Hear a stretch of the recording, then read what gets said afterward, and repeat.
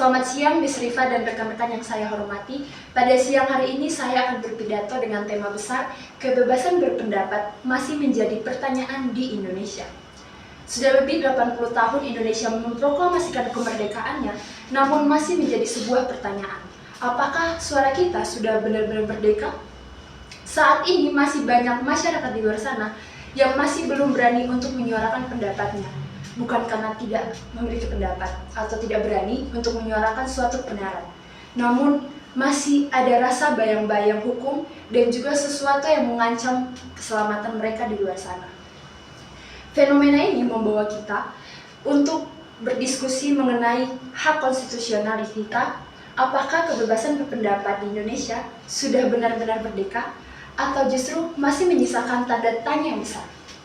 Walaupun secara konstitusi dan hukum kita dilindungi dengan adanya pasal 28E ayat 3 Undang-Undang Dasar 1945 yang berbunyi, setiap orang berhak atas kebebasan berserikat, berkumpul, dan mengeluarkan pendapat.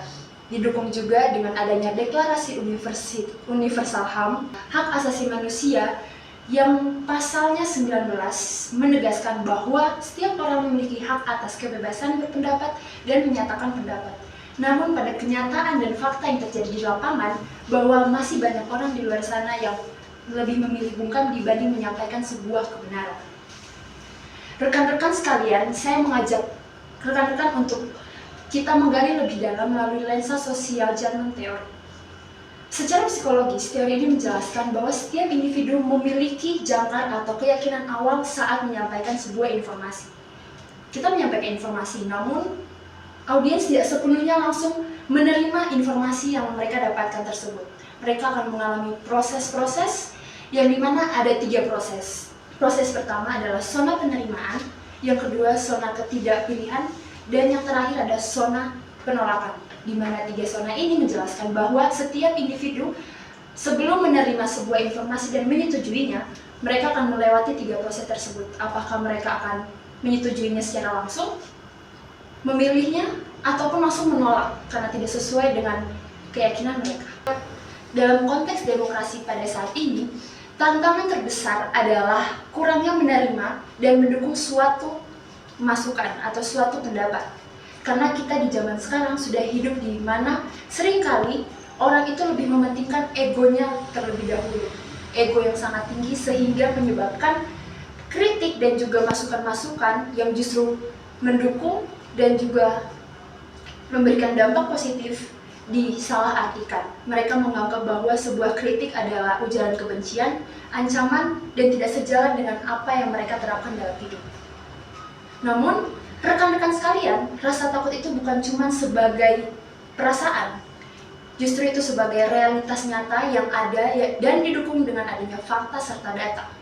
Menurut data Indeks Demokrasi Indonesia yang dirilis oleh BPS tahun 2020, kita melihat sebuah angka yang cukup besar dan sangat memprihatinkan, dengan skor sebesar 56,06, yang dimana angka ini tersebut menjadi sebuah alarm bagi Indonesia bahwa tingkat kebebasan berpendapat di Indonesia masih tergolong rendah. Mengapa angka tersebut saya mengatakan rendah? Dikarenakan hal tersebut dipicu oleh adanya hambatan dalam bersuara, mulai dari ancaman kekerasan dan juga aturan tertulis. Bahkan tidak sedikit juga orang yang menyatakan suatu pendapat dan bersuara mengenai kebenaran akan berakhir di meja hijau. Saat ini rasa takut lebih besar dibanding rasa keyakinan untuk menyampaikan suatu pendapat mereka. Kita menyadari bahwa kebebasan berpendapat bukan sebagai pembatas, justru sebagai tembok yang menjulang tinggi ke atas untuk kita menyuarakan sebuah nalar-nalar kritis kita. Namun nalar kritis kita tetap harus adanya data dan juga kecerdasan yang baik. Jika kita memilih untuk tetap terus diam, maka kebebasan berpendapat yang ada di Indonesia akan tetap terus diam dan bungkam. Oleh karena itu, saya mengajak rekan-rekan semua untuk jangan pernah takut bersuara dan juga jangan pernah takut untuk berpendapat. Kita harus tetap berpendapat untuk mendukung Indonesia ke depannya dengan adanya data, kecerdasan, dan juga kebenaran yang bisa dipertanggungjawabkan. Sekian dari saya, terima kasih.